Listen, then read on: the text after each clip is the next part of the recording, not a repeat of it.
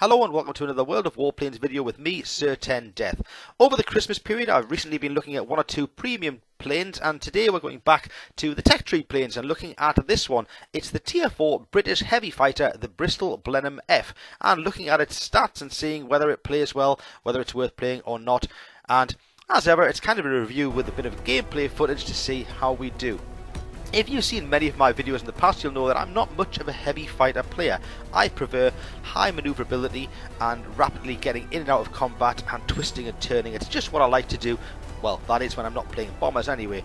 But in the interest of being fair to my viewers out there, my subscribers who might want to play heavy fighters, I'm trying to do one or two more of these, and I've got a couple more coming up this week. So let's have a look at this and see what it's all about as we get into some combat then. Well, the first thing you'll notice is, well, it's a heavy fighter, so it turns slowly. It's a great big lumbering slow plane.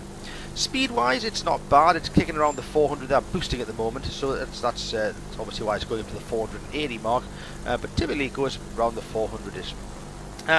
It's got 400 hit points at tier 4. That's pretty respectable. That means you can survive a bit of a scrape. You can get in and out of combat a little bit.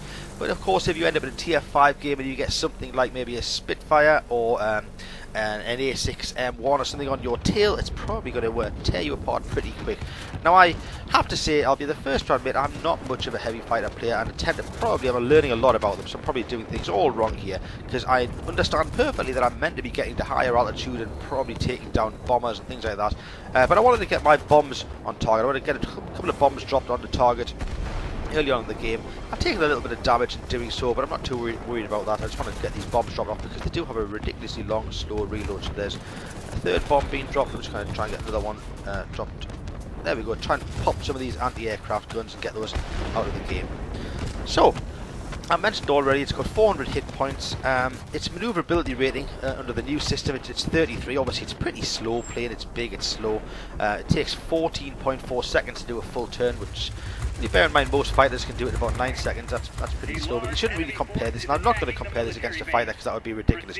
Having said all of that, because of dropping my bombs and getting in and getting involved into a bit of early combat, I've already got 1500 combat points, so I can't really complain. But I have taken quite a lot of damage. I've lost nearly half of my hit points. So I'm just trying out the guns now, seeing how this thing pans out, and just trying to play it quite aggressively, to be honest. So, yeah, it's slow, it's big, but it's managing to work quite well.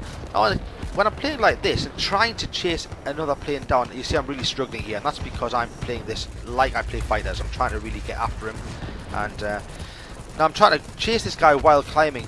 One of the problems with this is it has quite a high stall speed. If you get to around the 160 kilometers per hour mark, these engines are going to cut out. So chasing somebody while climbing is pretty tough to do. Having said that, I got away with it and managed to pass the 2000 combat point mark already, which is quite nice.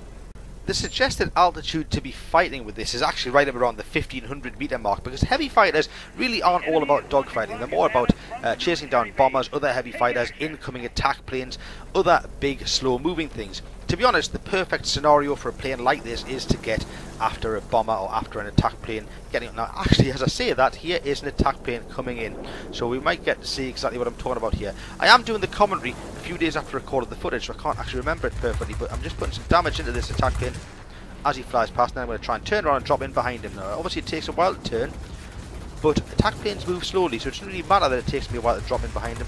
There we are, I'm now getting him just on his tail. The problem with sitting behind attack planes is they usually have a rear gunner, so I'm going to take a bit of heat coming back over, and unfortunately, even though I did my best to try and slow down a bit on the Protodrome, I was still going way faster than him, so I'm going to have to turn around and do another pass to finish him off. And you look how long it takes to turn this around, but it's okay. In the case of something like this, and when I'm chasing an attack plane, he's not going to get away from me. He's not going to outrun me, so that's okay. I can afford to take that time to turn right around. That's alright. Let's chat about the guns now then. When fully upgraded, which this is, it has two 20mm cannons at the front, which is pretty nice. They'll put some damage out very well, but on the other hand, they also will overheat quite quickly. There also is some wing-mounted .303s, which, well, they tickle away. They do a little bit of a damage at a time. They help a little bit, but wing-mounted guns are harder to keep on target, and they're not the most damaging, but they'll just help to just, chip away at the enemy bit by bit. There's also a rear mounted gun there in a turret, which has got twin .303s, and they have quite a very wide field of fire. It basically has a 180 degree because it's in a turret rather than just facing backwards. That guy at the back can swing pretty much from the left hand side to the right hand side of your plane and keep the rear of your plane covered pretty well. So yeah, the guns are alright. I mentioned earlier as well it carries 4 250-pound bombs. They've actually just reloaded now, so they are ridiculously slow to reload. So it's not a bomber and it's not a ground attack plane, it's more just about supporting. That's why I wanted to get the bombs dropped very early on in the game, so that now maybe there's an opportunity a little bit later to do a little bit more damage in the same sort of way. So, is it worth playing this? Well, that kind of depends on your style of play. If you like playing fast moving planes that get into combat and out of combat and chasing people down and getting on tails, probably not. On the other hand, if you like having a very valuable contribution to the overall team game by being able to get rid of those pesky bombers and ground attack aircraft, this could be the one for you. Or maybe if it's just that, that you don't actually like flying around very fast and you prefer a slower style of play, it may well work for you. This, I've now gone beyond this. I've now just unlocked the following plane, which is the Beaufighter, and the Beaufighter at tier 5 comes very highly recommended. I haven't played it yet. I'm planning on getting that played over the next couple of days and getting some reviews put out into my channel. But every time I come across Beaufighters, they seem to perform particularly well, so I'm quite looking forward to doing that.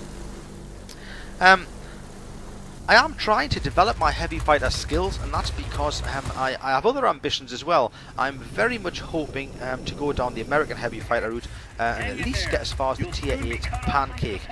Largely because, to be honest, I'm one of these people that loves quirky, strange looking planes. It's why I like the Arsenal Delane and things like that. But I like strange planes, but also that pancake seems to perform so well. Every time I meet one in combat, I come off pretty badly, and I'm quite keen to get down that line. So I'm trying to develop my heavy fighter play and get better at it. Some people have taken quite recently on some of my other videos to adding bits of advice, to saying what they do, which works well, and I very much welcome that. I've always said I'm a very average player, and I'm still very much learning the ropes. And if ever you've got some good tips for quality heavy fighter player, then I'd appreciate hearing those. I have just passed the 7,000 combat point mark now. The game's kind of winding to an end a little bit now. And in fact, for me, it is winding to an end. I've just been shot down and I can't respawn now because the squall line's down. So I'm just going to cut to the end of the game now and see how it all pans out as we wind this one up. I mean, we finished with a victory overall. I did slightly over 8,000 combat points. Got the Flying Start award, which is pretty commonplace unless you're having a shocker. Hat-trick award for shooting 3 different types of vehicle down. Supporting fire is fairly standard. Subjugate is fairly standard. Yeah, heavy fighter award. Finished second overall in a play that I'm not familiar with and don't normally play very well. And for a non-premium plane, how do we do? You know, 67,000 credits for a non-premium tier 4 plane. You can't grumble at that. So it can pull in a bit of cash for you. It can perform quite effectively as holding or taking sectors and capturing areas, and also as a sort of makeshift fighter. Yeah, so it might be worth a punt. You can get to tier 4 quite quickly in the game, so if you're not sure whether to try this or not, I would say give it a go.